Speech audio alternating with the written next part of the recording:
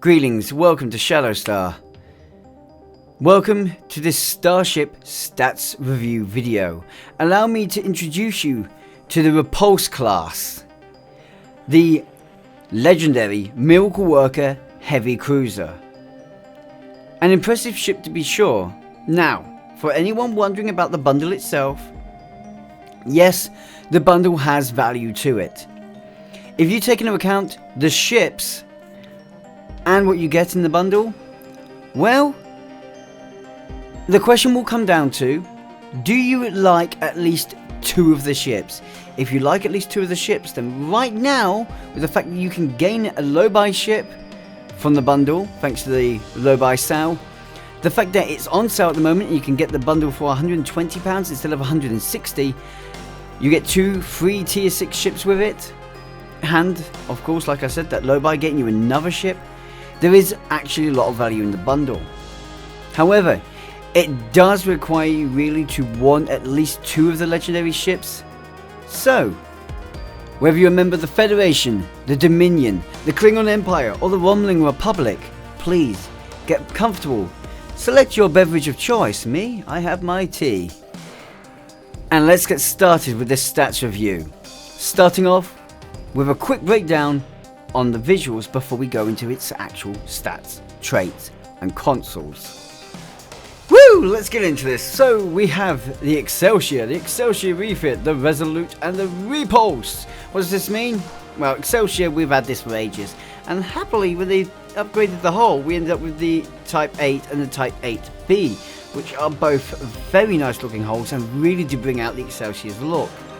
Especially when we jump over to the Excelsior Refit and the Enterprise B, it's always looked absolutely beautiful in the game and is my personal favourite aesthetic for a long time. Not a huge fan of the Repulse. By miles, I'm not a fan of it. Now, if the Repulse had the fins of the Enterprise B, you'd have probably found I like that more, but yeah. Bit awkward. And then you've got apparently modeled to be like Japanese sci-fi in the 80s. That was very questionable how they phrased that. I don't see it.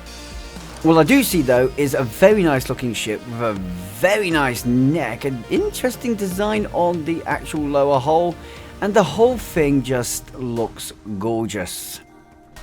It's a great discovery aesthetic for the ship, and the Repulse material is really nice actually. But of course we can throw on the Sovereign, which suits it well. The Sovereign Refit, which just feels even better. That is my personal favourite, if I'm very honest. That is my actual personal favourite. Interesting way you see the Passar collectors move around though. Anyone else notice that?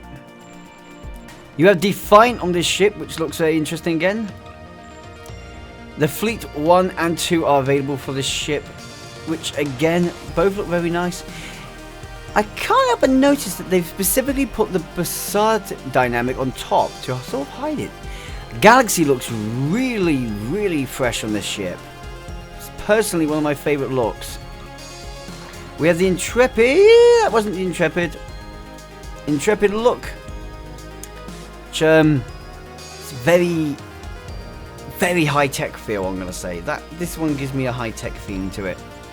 And of course, NX and NX Refit, which both, well, they both serve their own little duties on the ship, and they're quite nice. As for upgrading options, you can change out the hull, the neck, the saucer, the pylons, and the nacelles. And if you're crazy like me, you let everyone know which fleet you're flying with. Okay, enough of this. That was a little bit long. Let's get to her stats. It's always funny when you get to the Wikipedia page and you're there before they've even added a picture of the ship. Woo! We have a tier 6 ship type cruiser with a hull modifier of 1.45 and a shield modifier of 1.1. This means she has a maximum base hull, more accurately meaning base hull at level 65, maximum level is what I mean to say. I'm losing my mind here because I'm so excited. At level 65, a base hull of 65,250, which is very impressive. Straight off the bat, we're talking about a tank, aren't we? It's a decent improvement over the original fleet, I would say, with a base turn rate of 8, an impulse modifier of 0.15, and an inertia rating of 35. We've got a heavily armoured, moderately manoeuvrable cruiser. Might be being a little bit nice by saying moderately. With how often we've had ships with turn rates lower than 8 recently, I'm not complaining. Would have been nice to see that turn rate a little bit higher up, but bearing in mind this ship's build and design, well, there's a reason why I decided to do this ship first. This is the best of all the ships. This is the best one. Oh yeah. Antimatter warp core. Not sure that everyone saw that coming. Hey. With bonus power settings of +10 to weapons, +10 to shields, +5 to engines, and +5 to auxiliary, really giving this ship an overwhelming advance of power. In short order, we know that this is I think the best way to put it is volatile starship. She is packing a lot of power to her. She has 4 forward, 4 aft weapons to give her a nice broad firing arc, specialising broadside, 4 device slots. Her console layout is 4 tactical, 5 engineering, 2 science, and 1 universal. I have X upgraded her. This actually gives her an extra universal slot. And what we can take away from what we're seeing of the stats so far before we get into the bridge officers is that this ship is defensive, has plausibly high power, and is actually brilliant in support so far. No matter what you want to use this ship for, she's flexible enough to do it all. The Excelsior line has always been tank specialised and very orientated engineers, a bit over specialised, and that was its fundamental weakness. This new one has broken that grounds, especially with another couple of things we're going to get into in a second, but broken that grounds. She's now still somehow maintaining just as good a tanking ability as she's always had. She's not actually sacrificed anything there. In fact, she's a little bit better. But she also now DPSs much higher than she used to.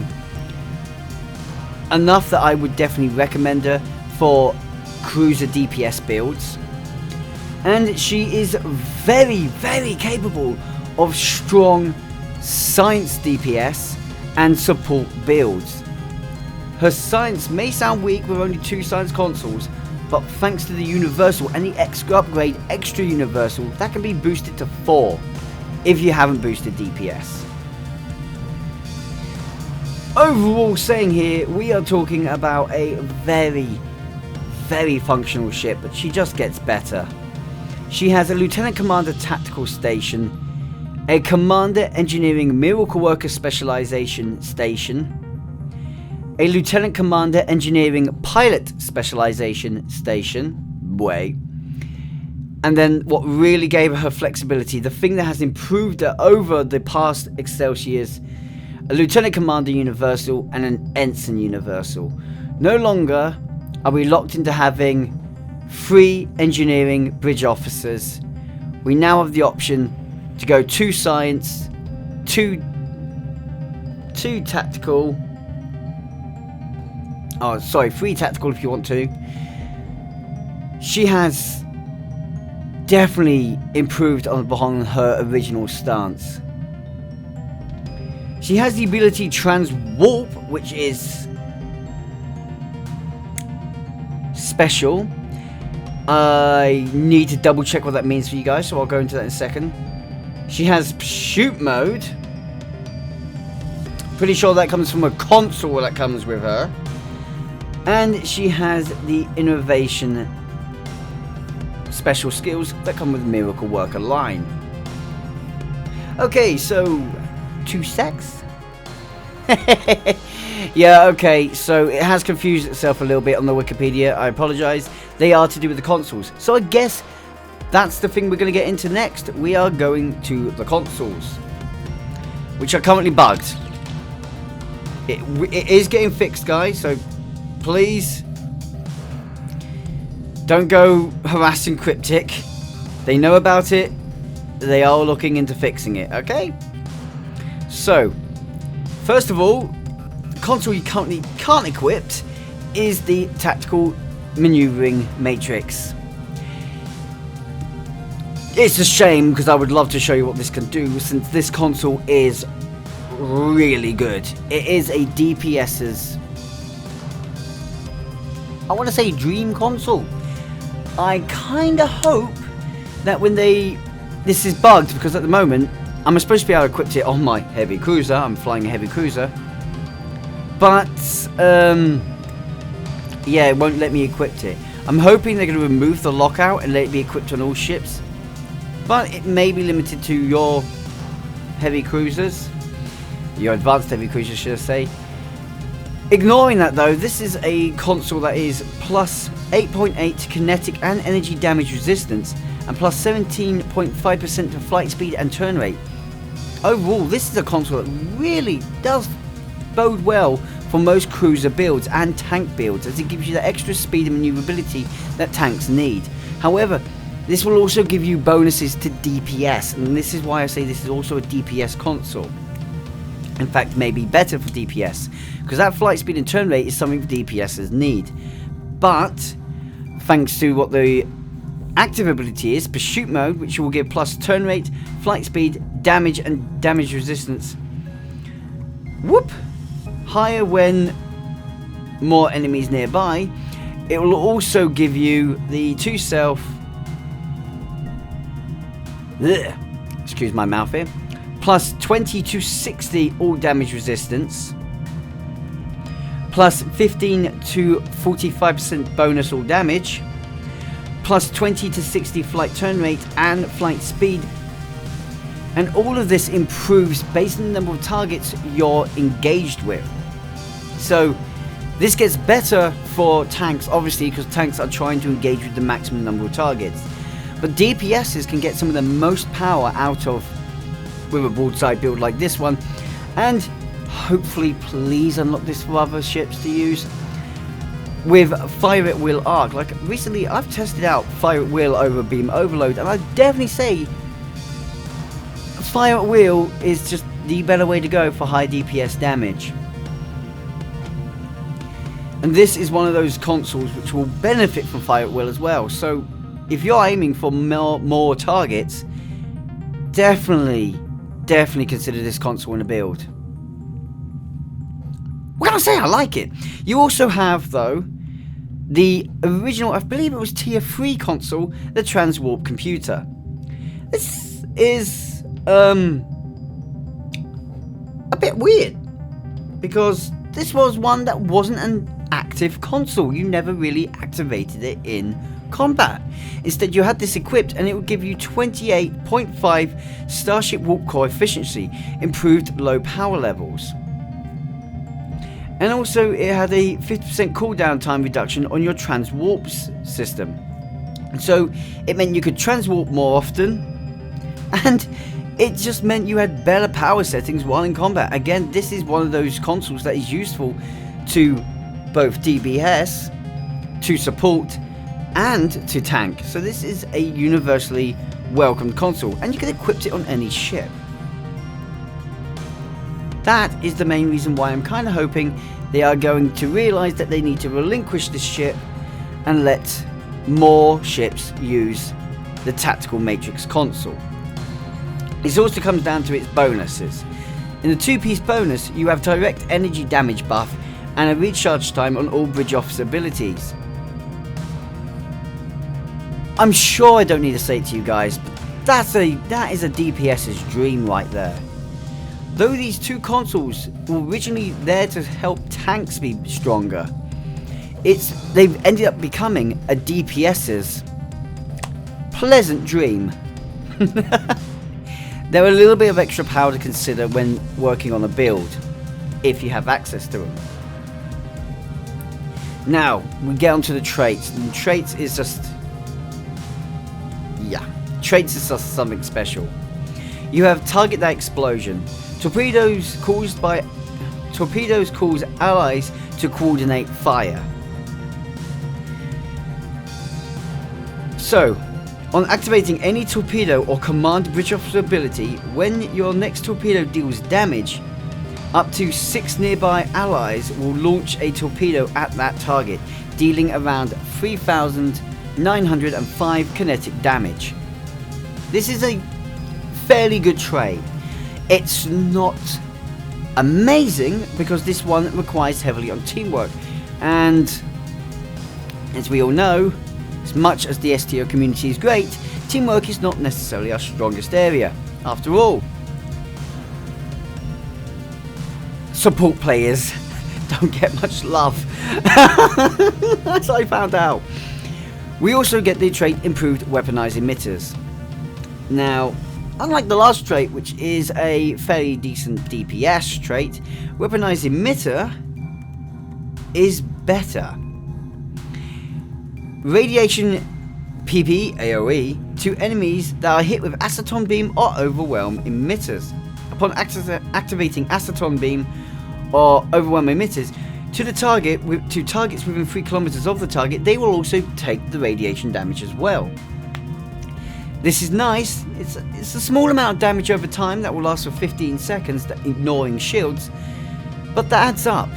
And to be honest, as much as that is a support ability more than anything, or your exotic builds, great exotic builds ability, this is one where I would say it's great when you know what you're doing, but otherwise you might want to give it a miss.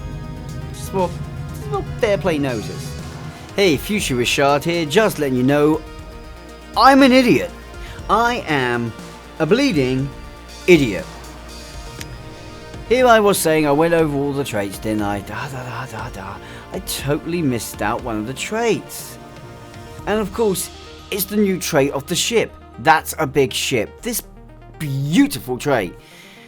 Well, when activating a captain's ability or engineering abilities, you gain an extra 10% hit points for 15 seconds and plus 10 to all damage resistance. This is going to be a very useful trait to any tank, and definitely something I may or may not be considering testing to see how well that works for a tank meta. I don't think it's going to be one of the better ones to have, but well, we'll get to see in time, won't we? For now, guys, back to me. Haha.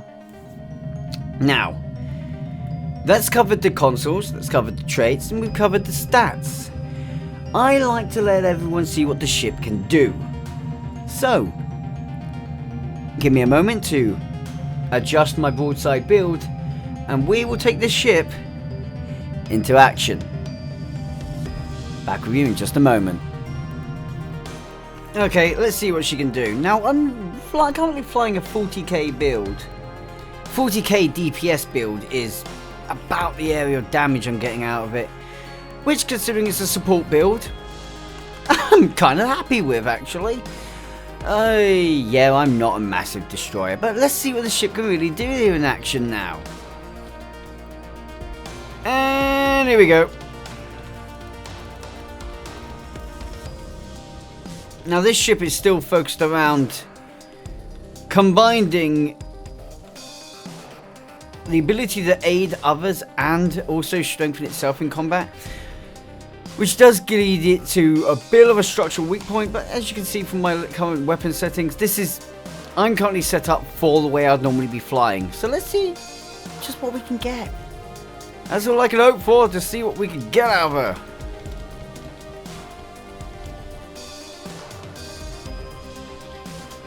Reduce that speed and show your might. Hoi! Off it goes. Took a lot of hull damage on that bit there, though. More than I would have liked to have taken. way more than I should have taken with my current power settings. That... something wasn't quite right with that, but okay.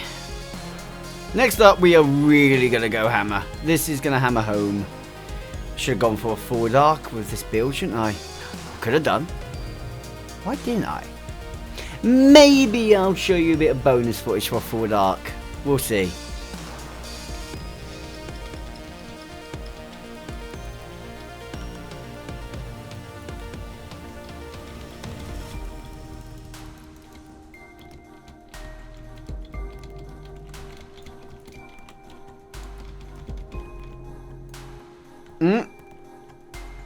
That didn't exactly go as I was expecting it to. Took him out with a lot of these, didn't I?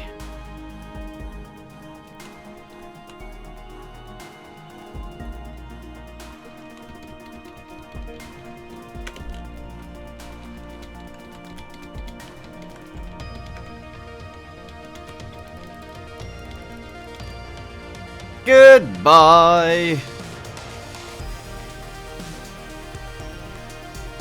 Huh.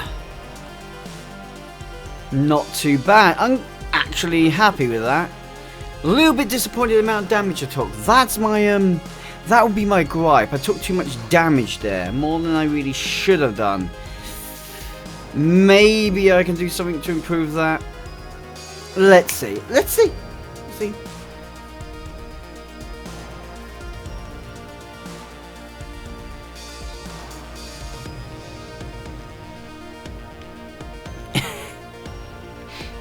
Okay, I will admit, I thought about doing another ISE to see what kind of output I can get from this ship. I have the other reviews to do. 21-minute wait on that. A little long. So, let's break this ship down to what we're actually getting from her. Well, it really is quite simple actually what we're getting from this ship. Whoops, excuse me. We're looking at an absolutely amazing tank, or it should be. Something not quite right with my build there made it take more damage than it should have done. Questionable. But if we go based on its actual stats, we are looking at a very, very powerful hull tank. And moderately good in the shield tanking area. So, as a tank, I will happily score her 8 out of 10. And that's only because I was a little bit disappointed at the amount of damage I did actually take there. More than I really should have done. Unless something is missing and...